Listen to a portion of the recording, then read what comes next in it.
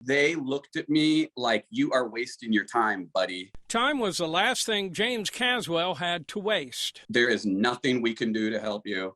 Get in line. James needed help more than ever. He wasn't finding it at the EDD. It felt like hopeless. A young dad with a wife and 2 boys, James suddenly became ill in January. The doctor's office calls me and says, I'm sorry, I've got bad news. We did the biopsy and it came back. It was stomach cancer. And the best he could hope for, doctors would remove his stomach.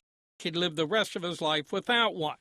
The only alternative, not living at all. I feel horrible, because we've got these 2 little boys. He took time off work, began chemo, and applied for disability from the EDD. And then silence. The EDD granted benefits, but no money ever came. His savings dwindled, medical bills piling up, and feeling sick, James went to the EDD office in Concord. He says it was surreal. It was insane. It was like insanity.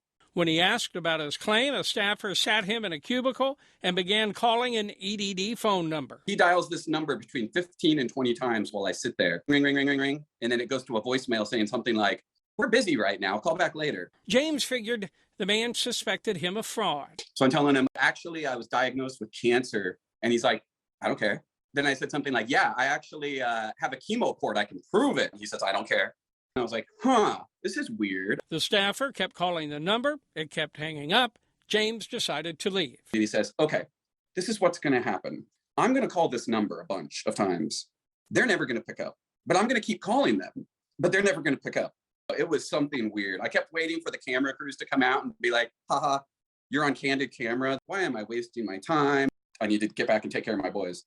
James asked 7 on your side for help. We told EDD about his case. A spokesperson apologized for what happened at the disability office, saying, quote, we thank you for calling this issue to our attention because an experience like what you described is unacceptable. And finally, James received all of his payments. When the money arrived, it was a huge relief. You guys at ABC News, absolutely amazing.